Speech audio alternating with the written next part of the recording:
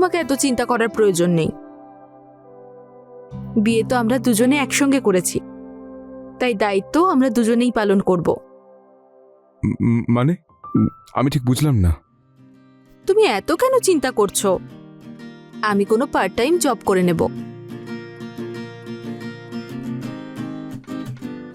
কি এত ভাবছো?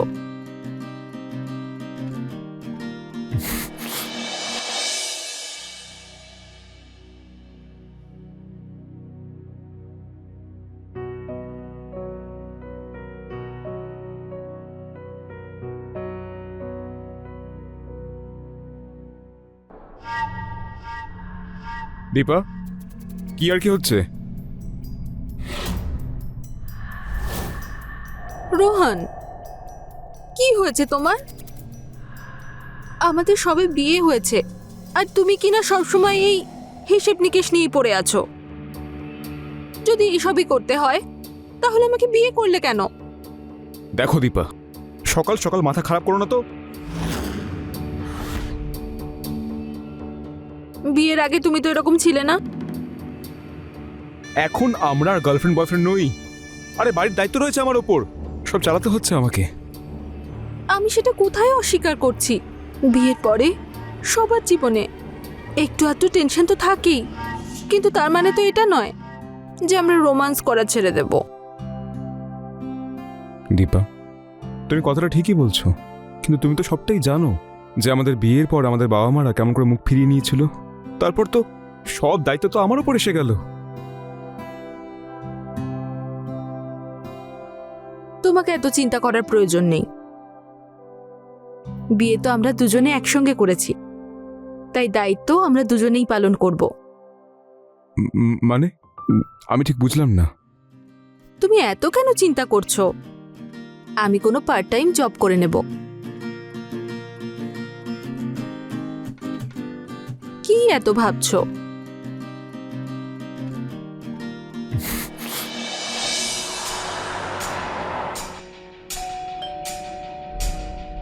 কে এলো আবার এই সময়?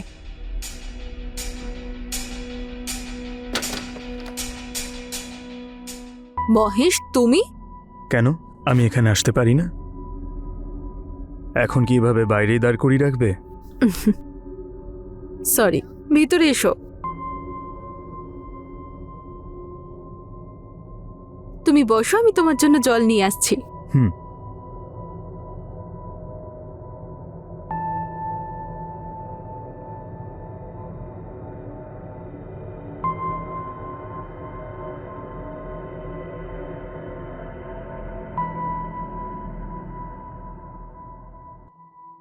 কোথায় হারিয়ে গেছো মহেশ?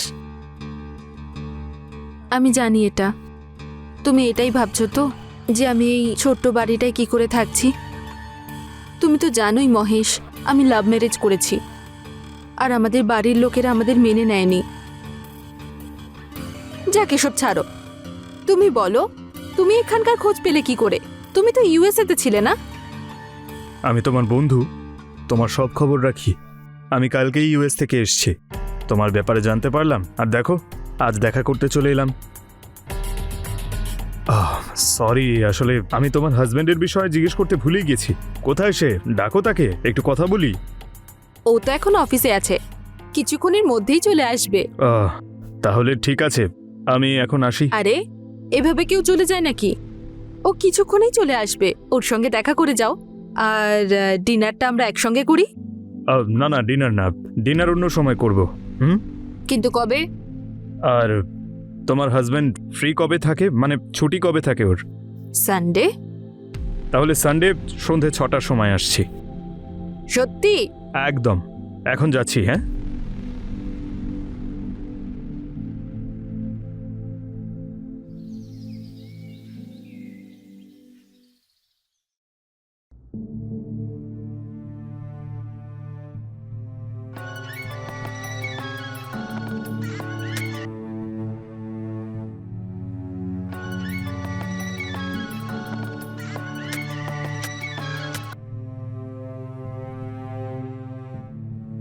ফোন কেন তুলছে না? রোহন, তুমি ফোন ধরছো না কেন?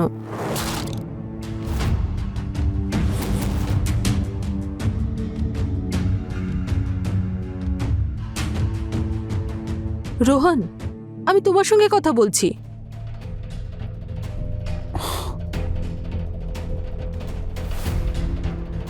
হ্যালো। কিরে, আমার ফোন তুলছিলিস না তুই? কি রে, তুই এই কটা টাকার জন্য বারবার ফোন করছিস কেন আমাকে? নিজের সীমা মনে রেখে কথা বল। তোর বড্ড চর্বি হয়েছে তাই না? হ্যাঁ, দেখ, তোর যা করার তুই করতে পারিস। আমার হাতে যখন টাকা আসবে তখনই আমি তোকে দেব। একটা কথা মনে রাখবি, আমি না আরো অনেক পদ্ধতি জানি। কি, তুই আমাকে হুমকি দিচ্ছিস? এখন তো সবে হুমকি দিচ্ছি, আর যদি আমার টাকাটা ফেরত না দিস তাহলে বাড়িতে ঢুকে পেদাবো তোকে, বুঝেছিস?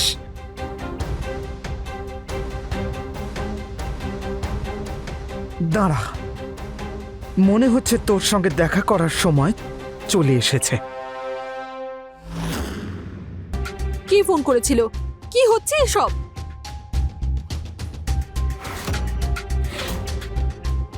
আসলে আমি কিছু টাকা ধার নিয়েছিলাম। ধার? কত টাকা নিয়েছিলে? 50,000।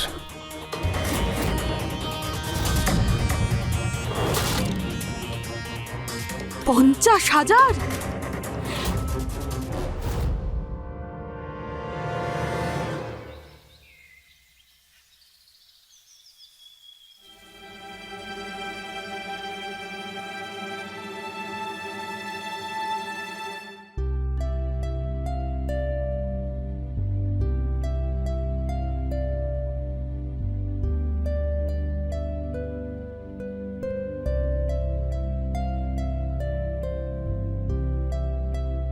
তুমি তো একদম আনরোম্যান্টিক হয়ে গেছো। আরে আমার সোনা, যার মাথায় এতগুলো টেনশন ঘুরছে সে আবার রোমান্টিক কি করে হতে পারে? তোমাকে রোমান্টিক করে দেওয়ার আমার কাছে একটা ওষুধ আছে। মানে, আমি ঠিক বুঝলাম না। মানে হলো যে আমি তোমার অ্যাকাউন্টে 50,000 টাকা পাঠিয়ে দিয়েছি। 50,000? হুম। কিন্তু এত টাকা তুমি পেলে কোত্থেকে? ওই যে আমার ফ্রেন্ড ছিল না, মহেশ, ও দিয়েছে। ও মানে ওই যে ইউএসএ থাকে? হুম, ও ফিরে এসেছে। আর ইউএসএ যাওয়ার আগে আমি ওকে অনেক সাহায্য করেছিলাম, তাই থ্যাংক গড, একদম ঠিক সময় এসেছে ও। এবার দেখো, ওই মদনের মুখে না ওর টাকা ছুঁড়ে মারবো। মাথায় পুরো চেপে বসেছিল ও। ওর সব টাকা আমি আজকেই শোধ করব। আচ্ছা শোনো না, আমি মহেশকে এই সানডেতে ডিনারে ডেকেছি। আরে বাহ, এ তো খুব ভালো খবর। আচ্ছা শোনো, আমি এখন একটু কাজে বেরোচ্ছি, বুঝলে?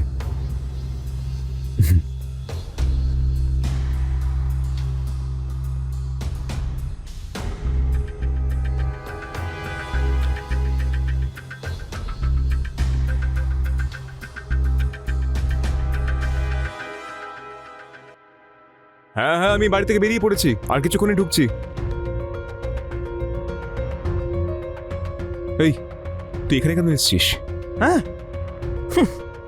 এটা তো খুবই স্বাভাবিক যে তোকে দেখার জন্য তো আমি আসিনি এখানে।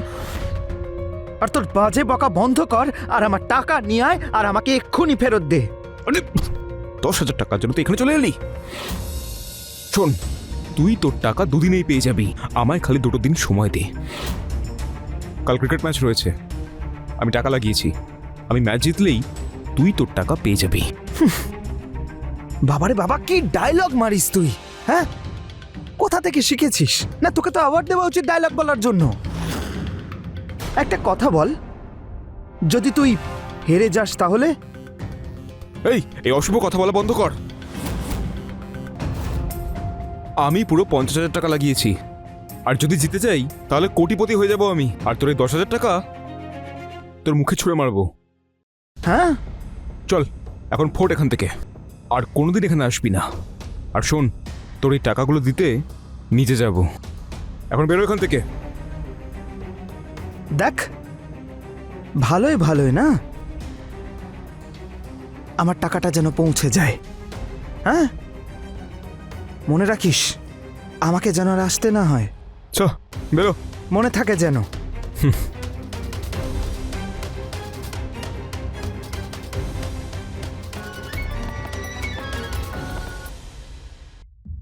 হ্যাঁ আসছি। মিথ্যে। একটা মিথ্যেকে ঢাকার জন্য 10টা মিথ্যে, আর 10টা মিথ্যেকে ঢাকার জন্য 100টা মিথ্যে। এইভাবে চলতে চলতে মানুষ যে কখন মিথ্যের চোরাবালিতে ফেঁসে যায় সে নিজেও বুঝতে পারে না, আরও পুরোপুরি ফেঁসে যায়। আর যখনও এটা বুঝতে পারে ততক্ষণে অনেক দেরি হয়ে যায়। সরল দীপা তো নিজের স্বামীর মিথ্যেকে বিশ্বাস করে ওকে 50,000 টাকা তো দিয়ে দিল, কিন্তু ওর তো এটা ধারণাই ছিল না যে ওর স্বামী মিথ্যে কথা বলে ওরই পেছনে সেই টাকা দিয়েই জুয়া খেলতো।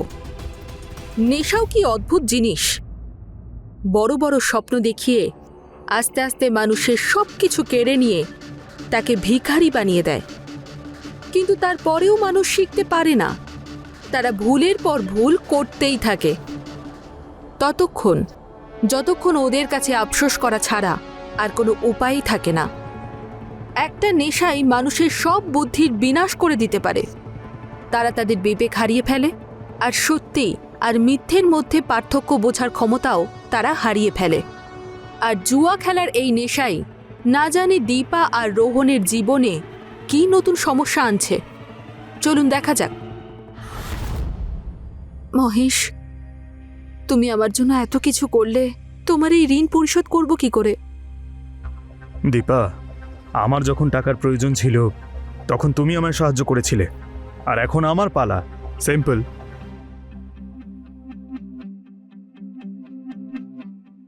আমি তোমাকে কত ভালোবাসতাম দীপা, এইসব কিছু আমি তোমার জন্যই তো করছি। কিন্তু তুমি আমার ভালোবাসা না আগে বুঝতে পেরেছ, আর না এখন পারবে। কে হতে পারে? রোহন নিশ্চয়ই।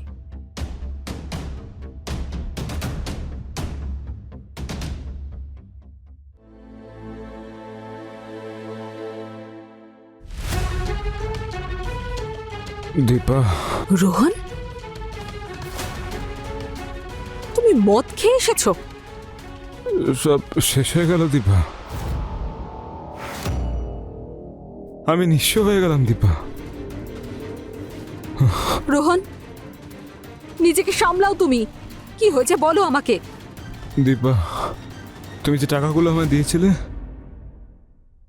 আমি জুয়ায় হেরে গেছি। সব শেষ হয়ে গেল দীপা। আমি নিঃস্ব হয়ে গেলাম দীপা। কি?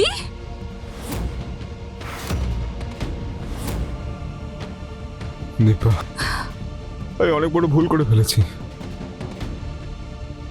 আমায় ক্ষমা করো। আমি তোমাকে টাকা ঋণ পরিশোধ করার জন্য দিয়েছিলাম, জুয়াতে হারার জন্য দিইনি। দীপা, আমাকে তুমি ক্ষমা করো। আমি অনেক বড় ভুল করে ফেলেছি দীপা। এসব আমি ইচ্ছে করে করিনি দীপা। ভুল তো আমি করেছি, তোমাকে বিয়ে করে। না দীপা, এমনটা বলো না। আমায় ক্ষমা করে দাও প্লিজ। তোমাকে বিয়ে করে আমার জীবনটা শেষ করে ফেললাম। দীপা, এমনটা বলো না। আমি ইচ্ছে করে এসব ভুল কাজ করিনি দীপা। আমায় ক্ষমা করে দাও দীপা। চলে যাও আমার চোখের সামনে থেকে। হয়ে গেছে দীপা।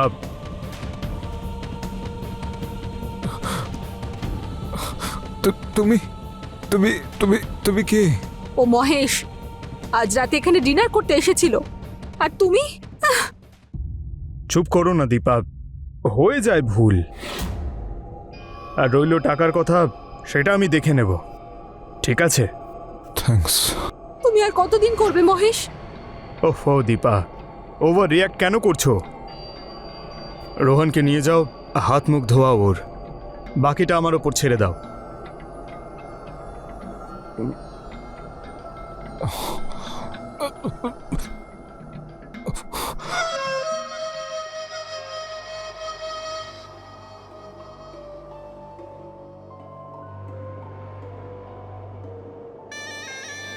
মনে হচ্ছে ও বেশি নেশা করে ফেলেছে, তুমি ওর খেয়াল রেখো। কোনো প্রয়োজন নেই, পড়ে থাকুক এখানে। যখন নেশা কাটবে তখন নিজে থেকেই সব করবে। ঠিক আছে দীপা, তাহলে আমি চললাম। আরে তুমি কোথায় যাচ্ছ? খাবারটা খেয়ে যাও। না, ছেড়ে দাও, অন্য কোনো দিন। তা আবার হয় নাকি? আমি তোমার জন্য খাবার নিয়ে আসছি। তুমি ফ্রেশ হয়ে নাও, আমি তোমার জন্য খাবার নিয়ে আসছি। ঠিক আছে।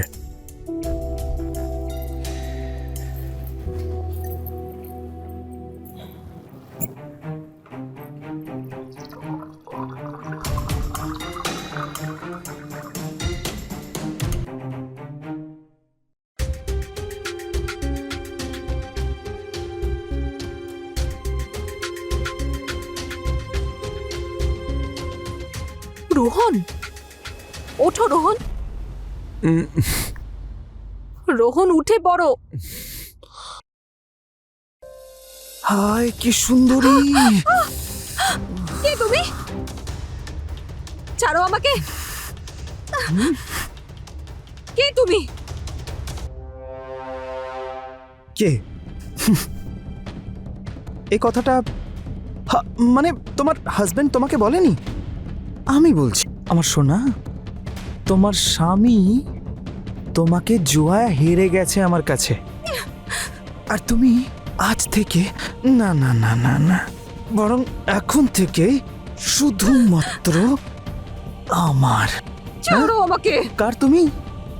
আমার প্রপার্টি তুমি, বুঝেছো? ছাড়ো। আরে আরে রোহন, রোহন, রোহন। আরে তুমি মানে আমার কথা বিশ্বাস করছো না? তোমার এই জুয়ারি স্বামী তোমাকে আর কি বলবে? এসো এসো, আমি তোমাকে খাওয়ার জন্য ধরেছি জান, দূরে যাওয়ার জন্য নয়। ছাড়ো আমাকে। আর একটা কথা শুনে রাখো, আমার ভালো করে মন দিয়ে শোনো। এই যে তোমার স্বামী, ওকে আমি ড্রিঙ্কসের মধ্যে ঘুমের ওষুধ মিশিয়ে খাইয়ে দিয়েছি। এখনো ঘুম থেকে আর সকালের আগে উঠবেই না। আর আমার সোনা, ব্যাস আমি আর তুমি সকাল পর্যন্ত শুধু মজা করব। ছাড়ো আমাকে। আরে ছেড়ে দেওয়ার জন্য এত পরিশ্রম করেছি নাকি আমি? ছাড়ো আমাকে। নরম নরম তোমার গাল, আয় হায় কি সুন্দরী! ছাড়ো। আজকে ভালোবাসবো আর রোম্যান্স করবো জান। ছাড়। আরে তুই কে রে বে? আমি তোকে জিজ্ঞেস করছি তুই দেখাচ্ছি কে? তোকে মজা। ওঠো রোহন, রোহন।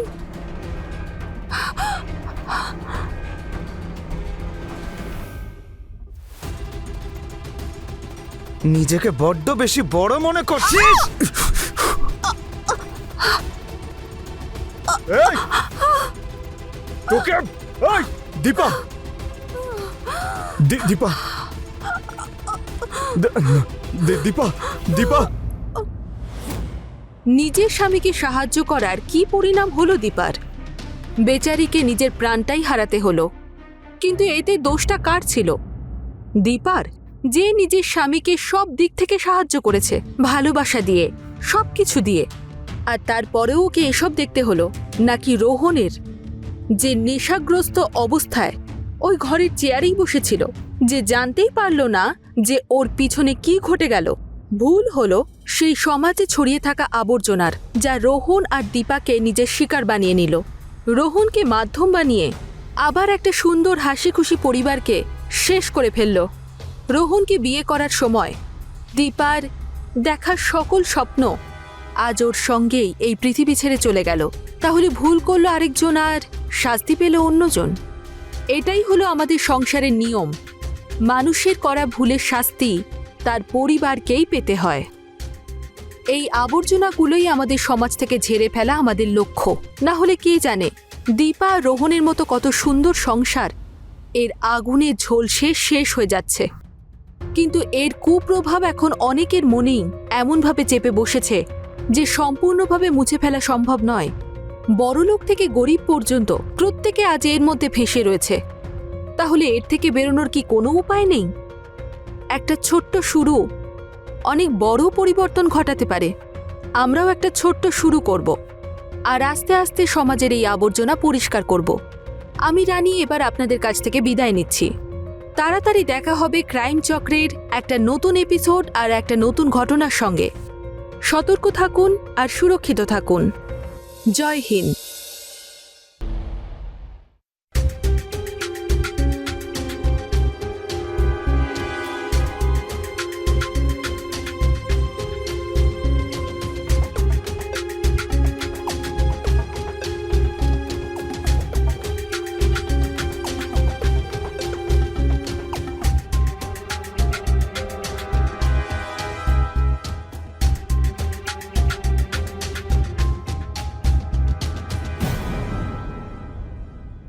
তুষার, আমি না খুব ভাগ্যবতী জানো। তুমি আমাকে বিয়ে করে আমাকে সত্যিই খুব দয়া করেছো। তুমি আমার মতো অন্ধ মেয়েকে নিজের জীবন সঙ্গী বানিয়েছো। অনেক বড় মন তোমার, না হলে আমাকে কেউ বিয়েই করছিল না। সত্যি সত্যি তুমি আমার কাছে ভগবান। সত্যিই তুমি কত বড় দয়া করেছো। আমি আবার কি দয়া করলাম তোমাকে? কি হয়েছে, তোমার চোখ নেই তো? আমার চোখ তো আছে, তাই না? আমার চোখ দিয়েই আমি তোমাকে সব কিছু দেখিয়ে দেব। আর আমি তোমাকে কোনো দয়া করিনি? আরে পাগলি, আমি তোমাকে খুব ভালোবাসি আর সারা জীবন তোমাকে এইভাবে ভালোবাসবো। আর হ্যাঁ, প্লিজ এরপরে আর এরকম কথা বলো না, প্লিজ। হুম।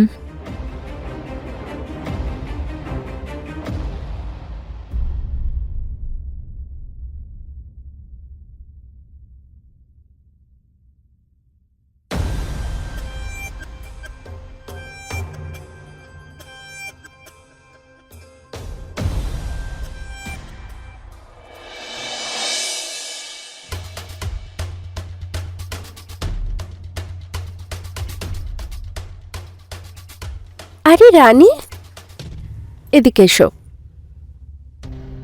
সাবধানে সাবধানে সাবধানে। এইখানে বসো। তুমি বসো, আমি তোমার জন্য জলখাবার নিয়ে আসছি, ঠিক আছে? আচ্ছা।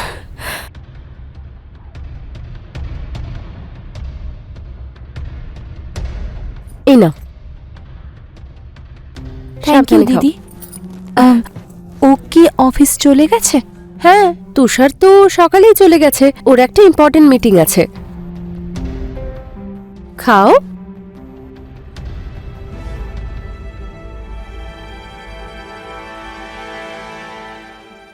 কেমন আছো রানী? গুড মর্নিং দাদা। আমি ভালো আছি, আপনি কেমন আছেন? আমিও ভালোই আছি।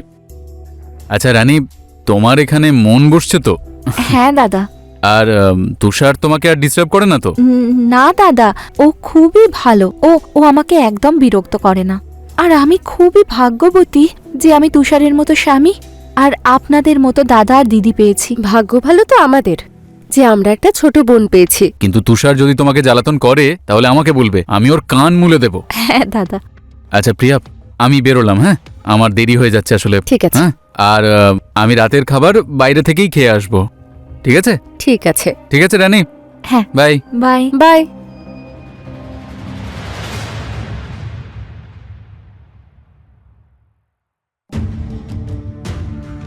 তুষার, তুমি এসেছো? হ্যাঁ আমি। আমার কাছে এসে বসো না, একটু কথা বলি। আমার কাজ আছে, একটু পরে আসছি আমি।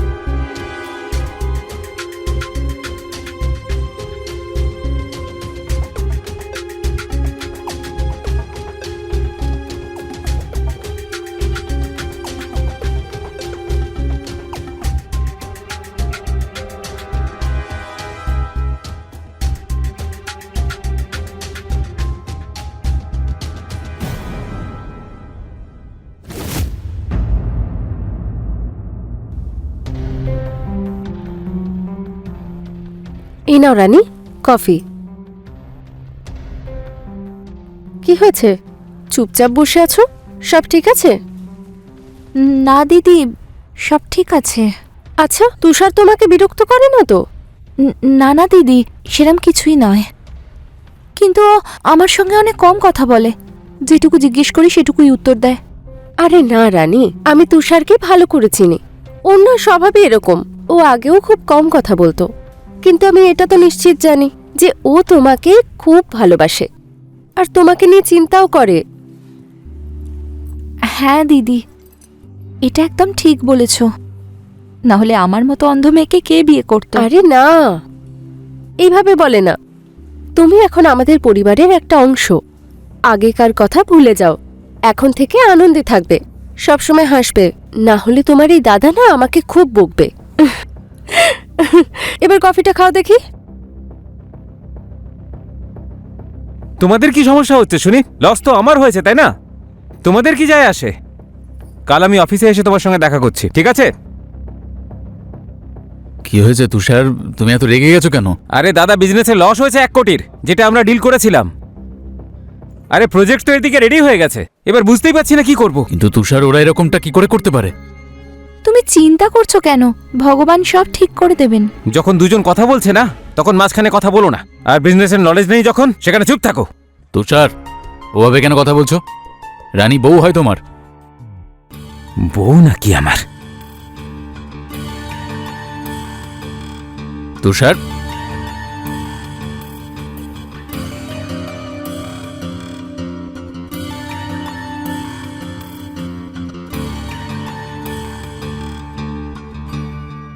তুষার, তুষার, তুষার, তুষার, তুমি এখানে আছো? হ্যাঁ, আমি এখানেই আছি। তুমি এত চিন্তা করছো কেন? বিজনেসে তো এরকম হয়েই থাকে। আমরা কিছু একটা করে ফেলবো, ভরসা রাখো, সব ঠিক হয়ে যাবে। আমি তোমাকে কিছু জিজ্ঞেস করেছি নাকি? কেন আমার পেছনে লাগছো? তুষার, তুমি এসব কি বলছো? আমি তো তোমার স্ত্রী হই, আমি তোমার কষ্টটা বুঝতে পারি, কিন্তু এইভাবে চিন্তা করে কি লাভ বলো? আমাদের না মাথা ঠান্ডা করে কাজ করতে হবে। তুমি ভগবানের উপর বিশ্বাস রাখো। আরে বাবা, একটা কথা বুঝতে পারছো না নাকি? কেন আমার পেছনে পড়ে আছো? আমার তোমার সঙ্গে কথা বলার কোনো ইন্টারেস্ট নেই। আর কেন আমার সমস্যা বাড়াচ্ছ? প্লিজ অ্যাডভাইস দেওয়া বন্ধ করো তোমার। বুঝতে পারছো তুমি? কিন্তু তুমি বুঝতে পারছো না তো। তুমি কথা শুনবে না তো? আমি একটা কাজ করছি, এই রুম ছেড়ে চলে যাচ্ছি, এই বাড়ি ছেড়ে চলে যাচ্ছি, তখনই তুমি বুঝতে পারবে। না না না না, তুমি তুমি এখানেই থাকো, নিজের কাজ করো, আমি যাচ্ছি। তুমি থাকো এখানে, আমি যাচ্ছি।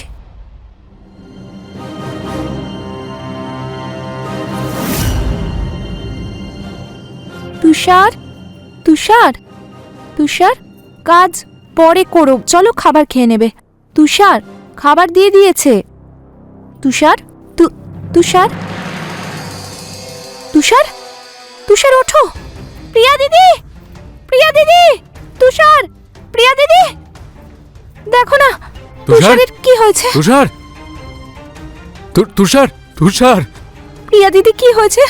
ও কথা বলছে না কেন? প্রিয়া দিদি, প্রিয়া দিদি, তুষারের কিছু হয়েছে? না, তুষার ঠিক আছে তো? কিছু বলছে না কেন? রেগে আছে নাকি? তুষার ভাই আমার। রাজদাদা, রাজদাদা চিৎকার করছে কেন? তুষার, প্রিয়া দিদি বলো না প্লিজ, কি হয়েছে? প্রিয়া দিদি, তুষার, তুষার, তুষার।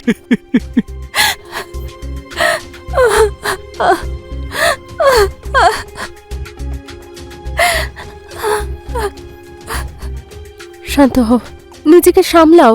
যেটা হয়েছে তাতে আমাদের কিচ্ছু করার ছিল না, তোমাকে নিজেকে সামলাতে হবে। চলো খেতে যাবে, চলো। না দিদি, আমি কিচ্ছু খাবো না, কিচ্ছু খাবো না। আমাকে আমাকে আমার মতো ছেড়ে দাও প্লিজ, প্লিজ, প্লিজ। তোমাকে নিজেকে বোঝাতেই হবে রানী, এইভাবে তো তুমি আরো অসুস্থ হয়ে পড়বে।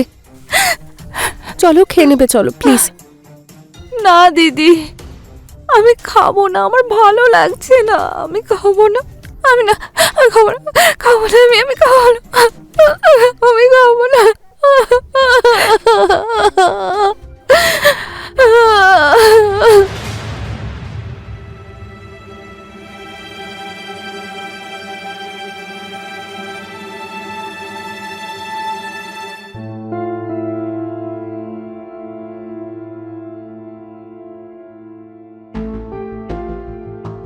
তুষার, তুষার, তুমি এসেছো নাকি? তুষার, কিছু বলো না। তুষার, তুমি এসেছো তো? তুষার,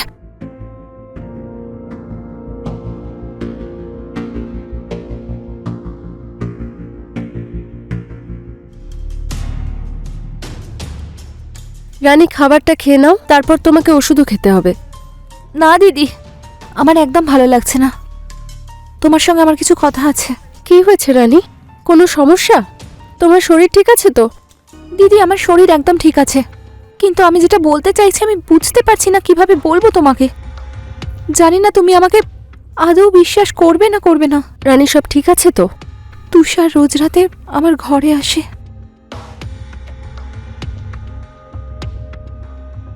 কিন্তু এটা কিভাবে সম্ভব? তুমি তো জানো তুষার আর এই পৃথিবীতে নেই। আমি জানি যে তুমি ওকে খুব ভালোবাসতে, আর সেই কারণেই তুমি ভেঙে পড়েছো। কিন্তু তোমাকে এখন নিজেকে সামলাতে হবে। আমি জানতাম বৌদি তুমি আমার কথায় বিশ্বাসই করবে না। শুধু তুমি কেন, কেউ আমার এই কথাটা বিশ্বাস করবে না। কিন্তু আমি আমি তুষারের টাচ ভুলতে পারবো না। ও রোজ রাতে আমার কাছে আসে, আমাকে ভালোবাসে, আমাকে আগলে রাখে। এই সব আমার সাথে ঘটছে। আমি তোমার অবস্থা বুঝতে পারছি রানী। তুমি তুষারকে খুব ভালোবাসতে এবং এখনো ভালোবাসো। হয়তো সেই কারণেই তুমি এরকম ফিল করছো যে তুষার এখনো এই বাড়িতেই আছে, আর হ্যাঁ, ও চিরকাল এই বাড়িতেই থাকবে। কিন্তু এখন তোমাকে এই অবস্থা থেকে সামলে উঠতে হবে। এই ধরনের পাগলামি থেকে তোমাকে বেরিয়ে আসতে হবে। চলো গিয়ে খাবারটা খেয়ে নেবে প্লিজ।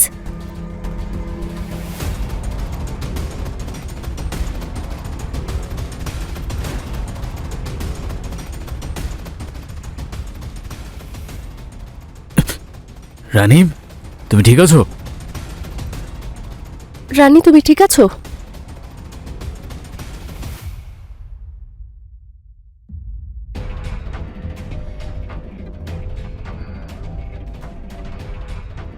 আস্তে।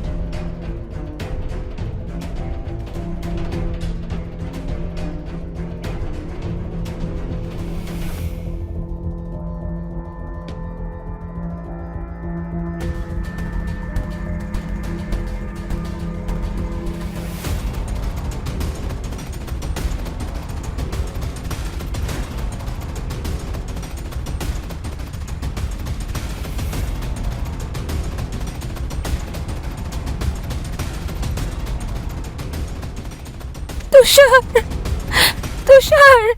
রাজ, তুমি জানো হ্যাঁ? আমাদের রানী তুষারের বাচ্চার মা হতে চলেছে।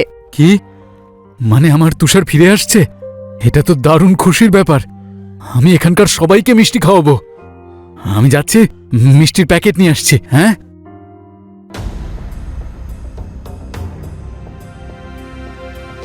রানী, তুমি কি কোথাও যাচ্ছ নাকি? আমি বাড়ি যাচ্ছি। কিন্তু কেন? আমরা তোমার খেয়াল রাখবো এখানে। তোমার কোনো অসুবিধা হবে না। আমি নিজে তোমার খাবার দাবারের ব্যবস্থা করব। তোমার কোথাও যাওয়ার প্রয়োজন নেই। হ্যাঁ রানী, দেখো না, তুষারের রূপে ওর অংশ ফিরে আসছে।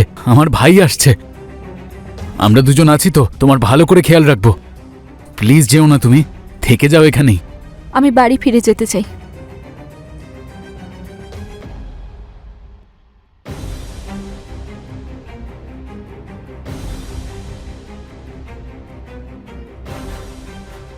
ঠিক আছে, তাহলে তোমার যখন এটাই ইচ্ছা, তাহলে আমরা দুজনে মিলে তোমায় বাড়ি ছেড়ে আসবো।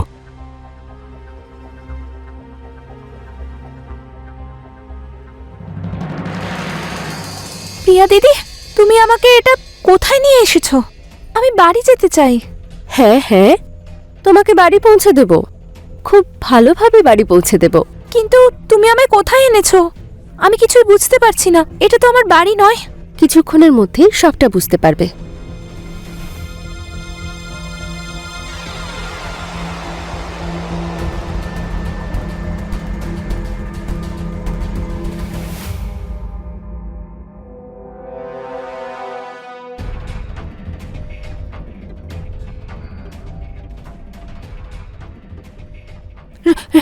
রাজ দাদা, প্রিয়া দিদি,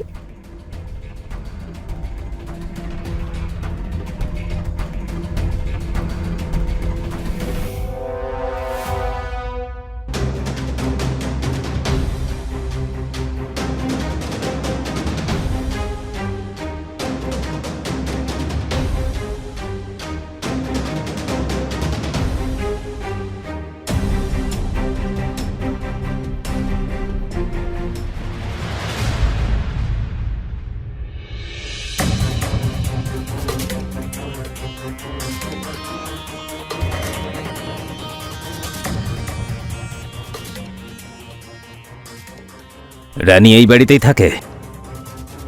হ্যাঁ, রানী এই বাড়িতেই থাকতো, কিন্তু ও এখন বাপের বাড়ি গেছে। বাপের বাড়িতে তোমরাই পাঠিয়েছো নিশ্চয়ই? না স্যার, আমরা কেন পাঠাবো? ও নিজের ইচ্ছেতেই গেছে। নিজের ইচ্ছায়? এবার সত্যি কথাটা সোজাসুজি বলবে নাকি না আমাদের অন্য রাস্তা নিতে হবে?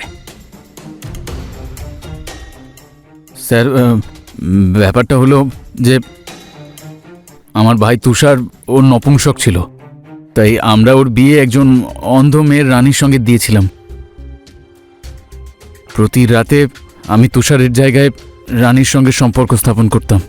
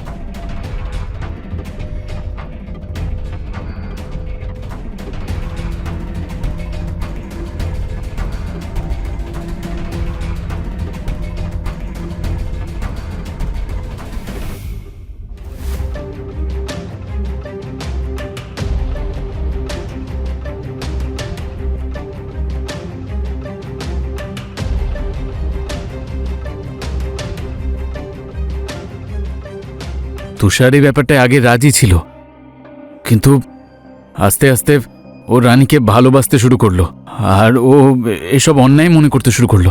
ওর এত গিল্ট হয়ে গেছিল স্যার যে ও আত্মহত্যা করেছিল। কিন্তু রানী এটা কিছু জানতে পারেনি।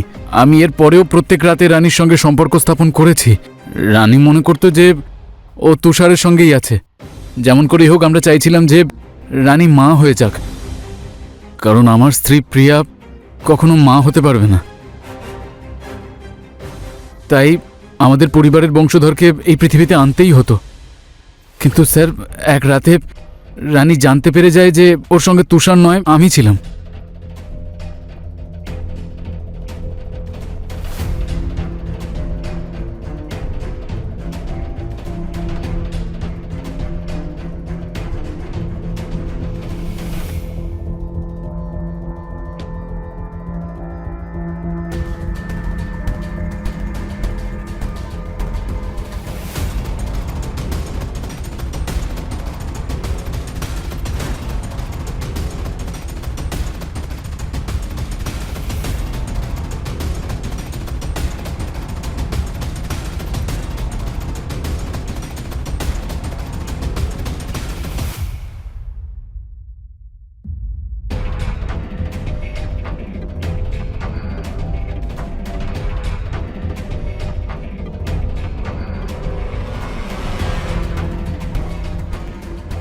তুষার, তুষার।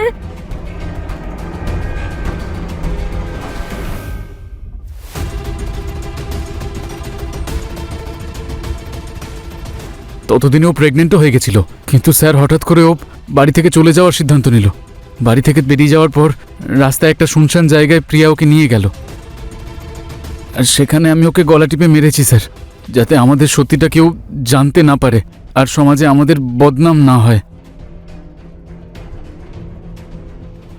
স্যার, আমরা অজান্তে অনেক বড় অন্যায় করে ফেলেছি। কত ছোট লোক তোমরা দুজন। তোমার থেকে ভালো তো তোমার ভাই ছিল, কমপক্ষে ও নিজেকে শেষ তো করে ফেলেছে, অন্য কাউকে তো মারেনি। কনস্টেবল, নিয়ে যাও এই দুজনকে। স্যার, এটা আমরা জেনে চলো, বুঝে করিনি চলো। স্যার।